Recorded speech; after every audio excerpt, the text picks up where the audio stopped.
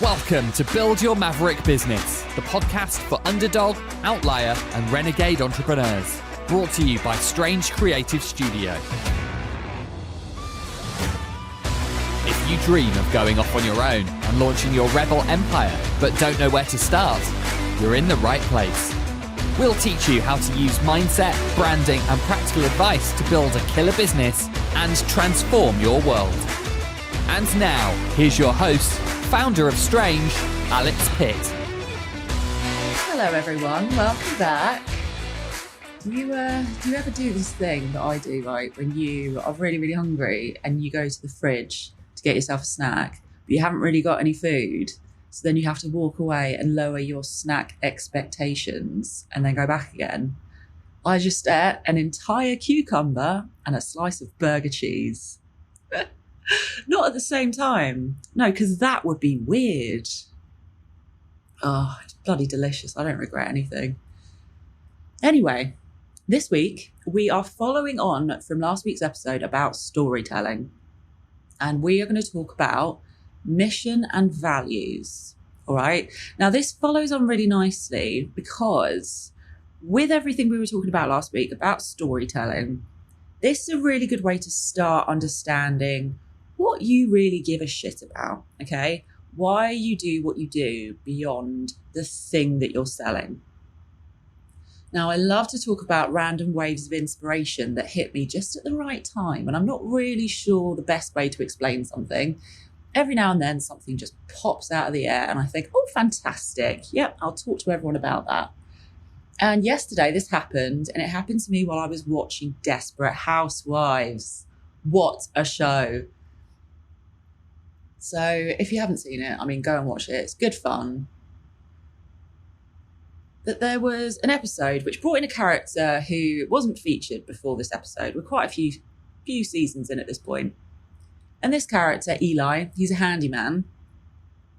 And the whole show is kind of flashbacks to Eli going around and fixing things in people's houses. But also, he influences the characters' lives. He helps them out by giving them advice, giving them support, and just being a bit of a shoulder to cry on. Not just being your kind of local handyman, he'll just fix your sink sort of thing. Like, he'll give you some life lessons as well, and he won't even charge you extra for it. So you had all these flashbacks in this episode to all of the people that he was helping and all of the ways that he really brought them back from the brink. Because some of these characters were having a tough time, and he was really there for them. And the final flashback was to someone who he didn't help in time. Okay, this woman ended her life at the very beginning of the series. Really, really sad storyline. And he wasn't able to help her, even though they were close. And he vowed at this moment that he was going to help everyone. He was going to help as many people as he could to fix their lives and not just their homes.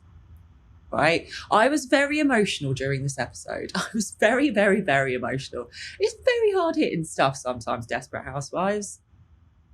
But the reason that I lead with this is that this is kind of exactly what I'm getting at with last week's episode and with this one. Right? This whole concept is called Starting With Why. And it comes from a book from the same title, Start With Why, by Simon Sinek. Now, I've mentioned the brand masterclass that I co-host with the Portfolio Collective. That masterclass is based on and built around Sinek's framework. Okay, it's such a simple framework, but it's so strong. So Sinek, he uses what's called the golden circle to show how you can nail your brand's purpose to stand out from the crowd. So the golden circle, usually I have a little graphic that I can show you, but this is a podcast and this is audio. So if you can just imagine for me, a little circle, and within that circle, there are 3 rings. Right in the center, you've got why. And then the next one out, you've got how. And then on the outside, you've got what. All right, so right at the edge is what you do. Then you've got how you do it. And then in the middle, your why. And your why is very important, okay? Let me explain to you.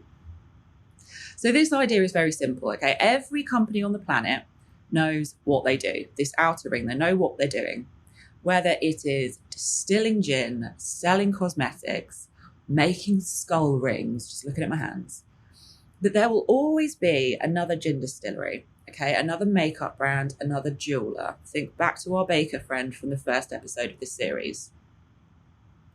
So when talking about what we do, what we're selling, a lot of brands start with that what, right? A lot of brands then go on to the how they do it, how they're different from their competitors. This gin distillery might use a specific technique that makes theirs the best gin, okay? But there's nothing to stop a new competitor coming along and using the same technique. And they can knock a few quid off the price of a bottle, right? So when it comes to trying to stand out from the crowd, talking about what you do, you've got a lot of competition. Talking about how you do it, still a bit flimsy. So not nearly as many brands start with why they do it. Okay, why gin, why jewelry, why cosmetics? Last week, I got you to think about your brand story and where this business came from. Whether you're just starting out or you've already been going for a while, why do you do what you do? Now think back to last week's episode and the two examples of that introduction I gave you from the investor. Remember the guy who walked up to the elderly couple? The first example was all about what he did. The second was the reason why he did it. And he told a story to explain it. That second response, telling a story, is so much more memorable and it's so much more relatable.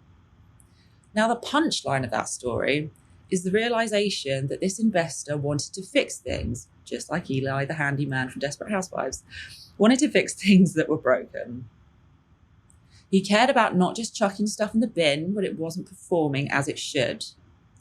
He's related it back to a story from his life, and it explains the work that he does. Now, his brand can be born from that realistically, because in telling that story, we understand what his values are. He cares about fixing things. He's compassionate. We sort of start to paint a picture about what this guy's really like. Now, humans are fundamentally social creatures, and that's why it's so important that you resonate with your audience on a personal level. So if you're selling a feeling of belonging and making that audience want to be part of your mission, that's so much more effective than just trying to sell them with your what or your how. Make them feel something, remember? We buy it with emotion and we justify it with logic. So starting with that why is forming those emotional connections. It's making it relatable. It's making it human. So now you've formed your brand story and you've mapped out the journey that led you here. The next step is to work out what change you're making in the world with the work that you do. Okay, what change are you making in the world with the work that you do, the thing that you sell or the service that you provide? That's where your mission statement comes in. So your mission statement is an almighty way to get people's attention. It's your kind of elevator pitch where you sum up that why and give people an insight into what your brand is about. Not what you sell, but how you're going to change the world. So we start with telling stories because pulling your life's purpose out of your arse is tricky.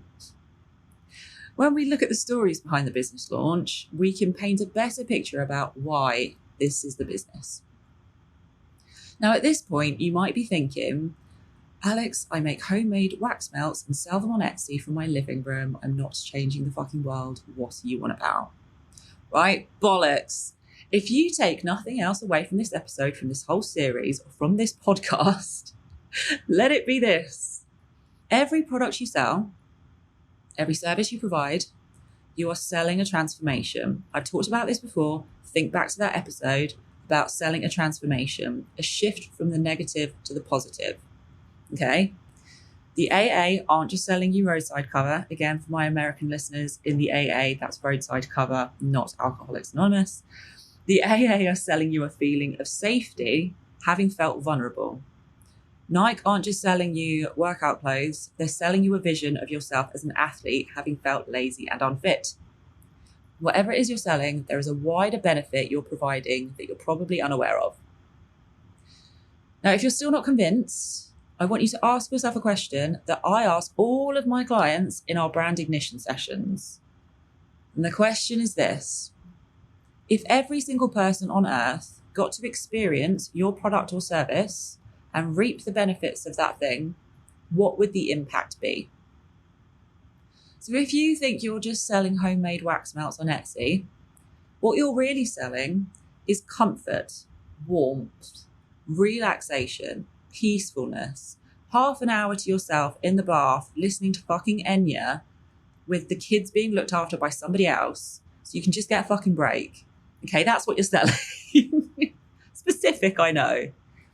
But don't you think the world would be a better place if everyone got to experience all of those things? Therein lies your mission.